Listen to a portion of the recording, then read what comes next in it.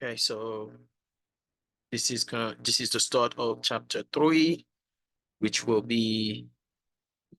cover the content for test 2.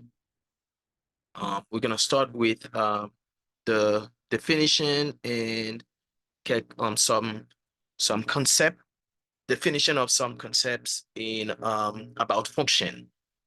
So first, we need to cover the concept of relation as we're moving to defining function. So let's talk about relation first. So what is a relation? So in this definition, we see that a relation is a set of ordered pairs. Now, a set of ordered pair, that's enough to tell what is a relation is. So what is a set of ordered pair?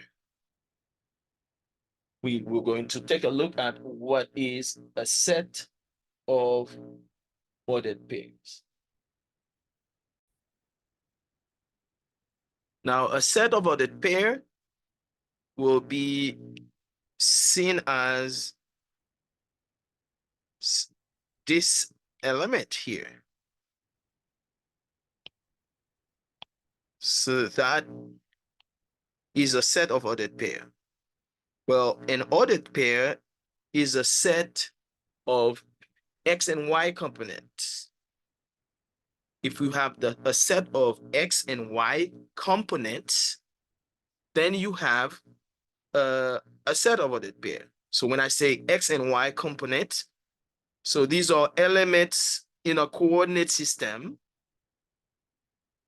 That's why you have a X and a Y, a X and a Y, X component and Y component, X component, Y component, and so on. And these are elements in a system of coordinates of two axes, an x-axis and a y-axis.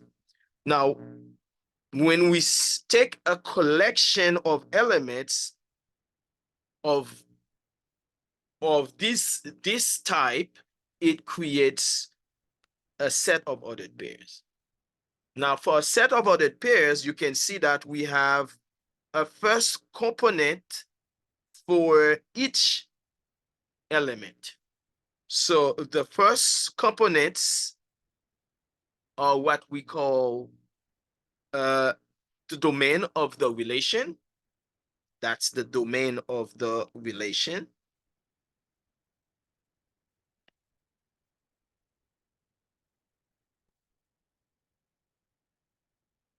And then when we take all the second coordinates or second components, we put them together as a set. It's called the set of the range of the relation, the range of the relation. So the set of all first components, or also called the X values, also called the set of inputs, are called the domain of the relation. And then the set of all the second components or X values or set of output are what we call the range of the relation. So when you take a relation, you know that you have the first components and the second components. First components together create what we call the domain of the relation, also called the X values, also called the inputs. And the set of second components called the set of output, the range, or the set of the Y values.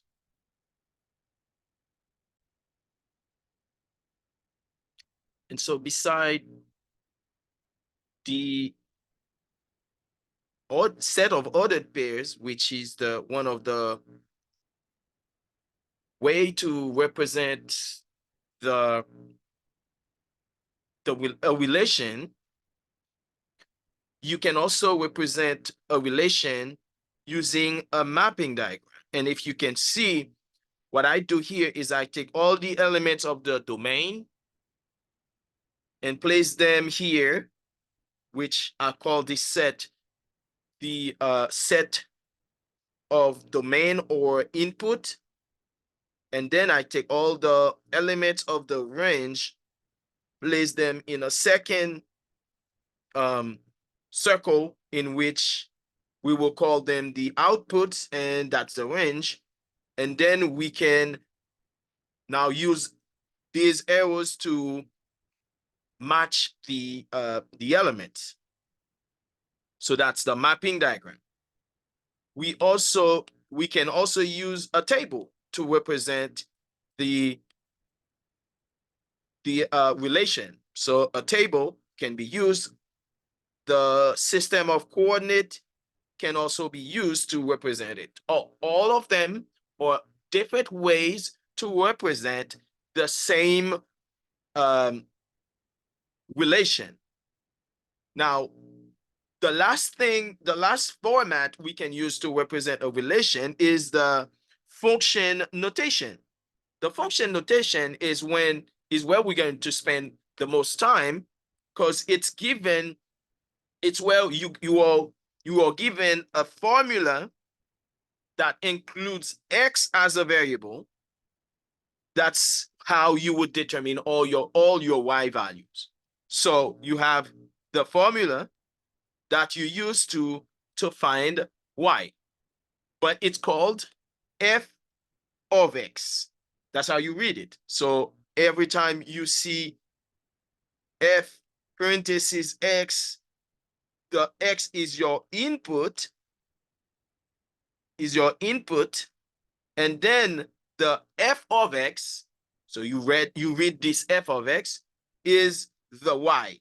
So every time you plug in a value of X, you input a value of X, the output is the Y given when X equals this value. For example, for this relation here, if you input the -4, you should get -3.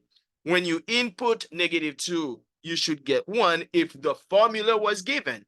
In this case, we have the table, but it's the same scenario as if we had a formula. Now we understand the 5 ways to represent a relation. Number 1 is the set notation. Number 2, you can use a mapping diagram. Number 3, we can use a table.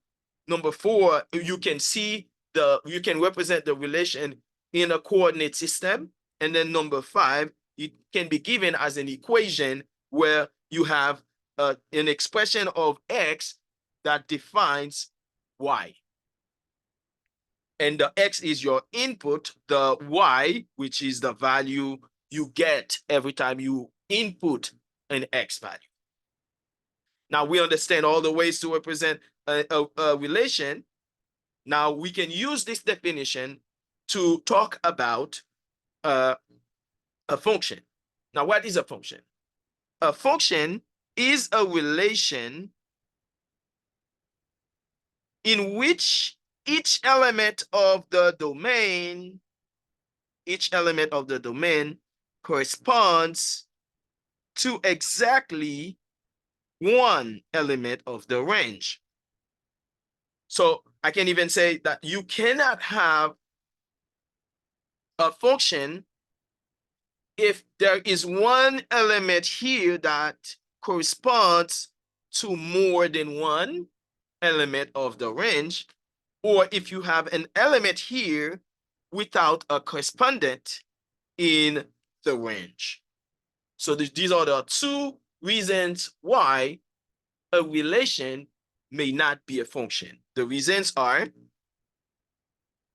not having a function, or not a function, is a relation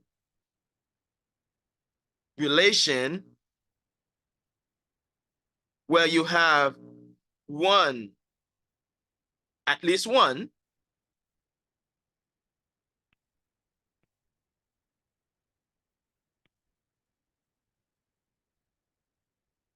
at least one input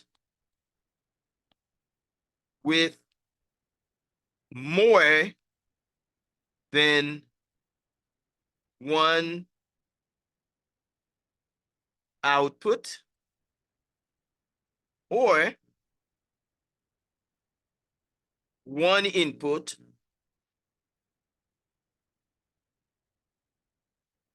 with no output.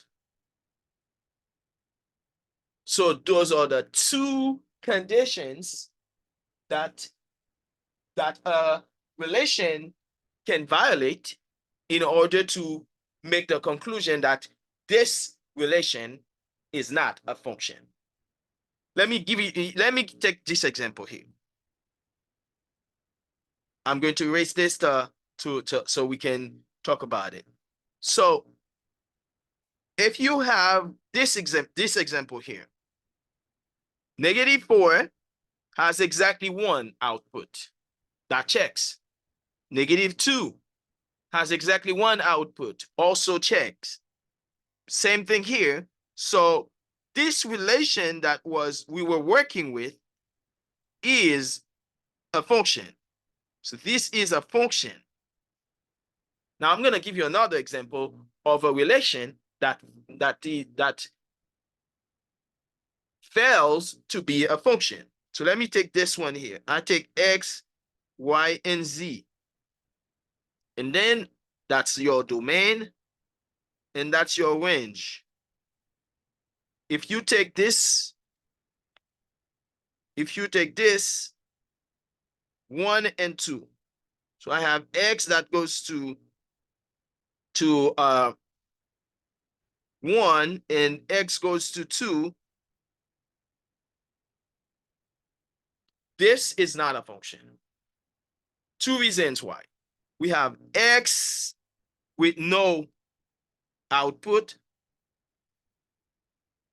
and y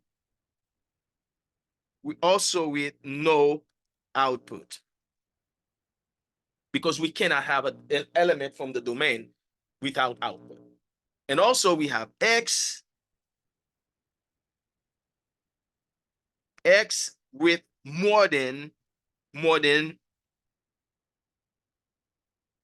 one output. Also, that's violates the definition of being a function. So we have this situation that illustrate a relation not being a function, and this one here illustrates for us a relation that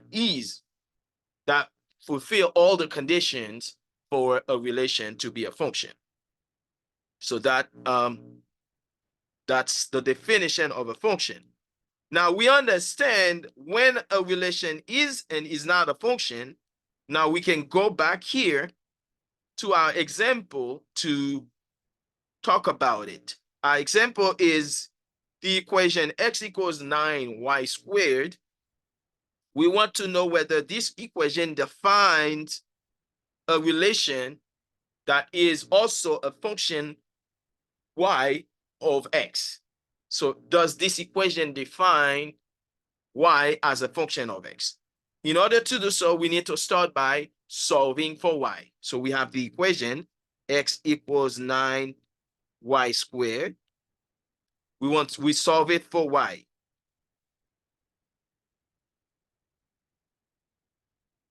So to solve for y, we can divide by 9 and then take the square root. So this would be x over 9 equals y squared.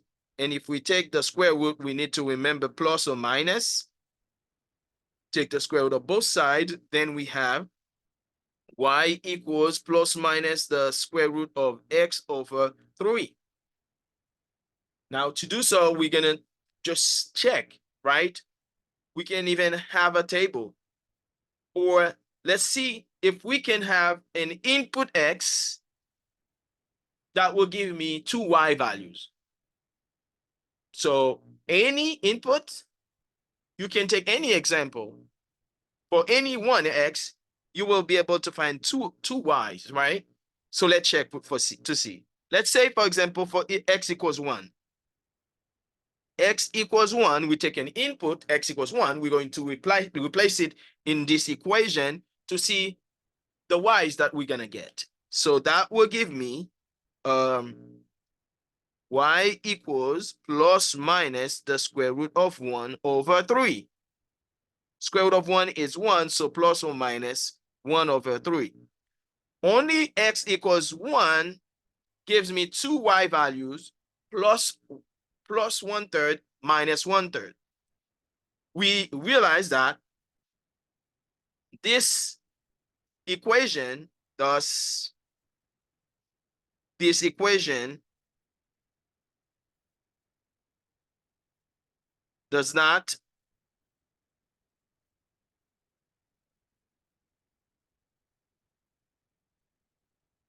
define y as a function of x, since, and you could have taken a different example, but in my example, x equals 1 leads to two y values. Y equals plus 1/3 and y equals minus 1/3.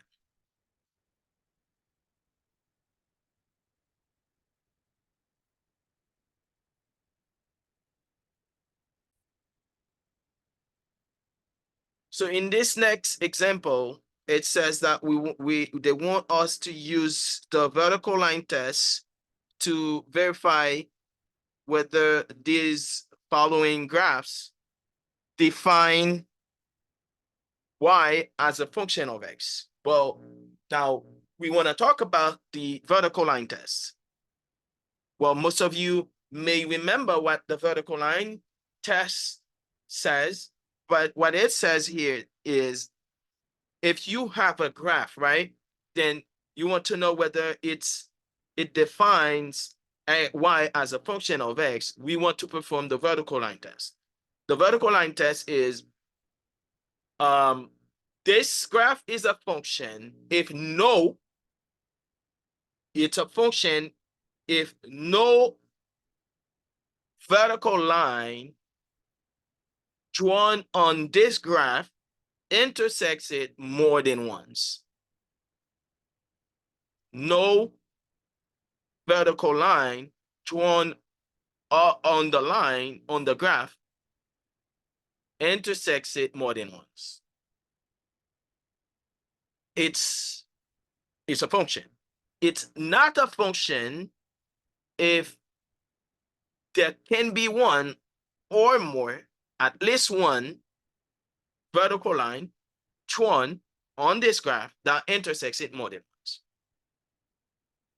Now, you can just try to look at those and then verify whether a vertical line meets or crosses this more than once, or based on how you see the pattern of this graph and the vertical lines that are on it, on the grid, to see if there can be any chance, even if you extend this pattern beyond the grid that you're looking at, to see if this pattern continues. Well, you would be able to see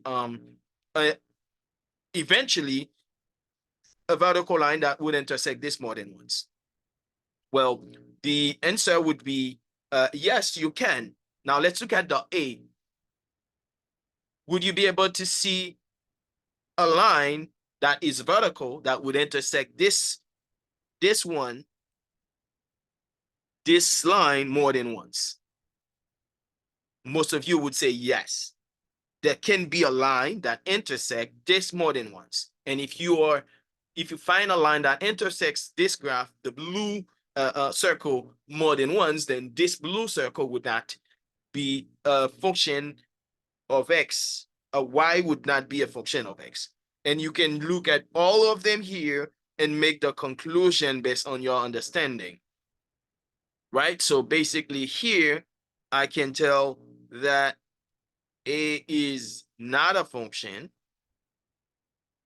A is not a function because I can see that there's a line, any line, can vertical line would that is drawn on it is either intersected. I mean, you can find one at least one that intersects it more than once. So this is not a function. B is a function because you cannot intersect more than once. C is not a function for the same reason, and D is a function. Now let's move on to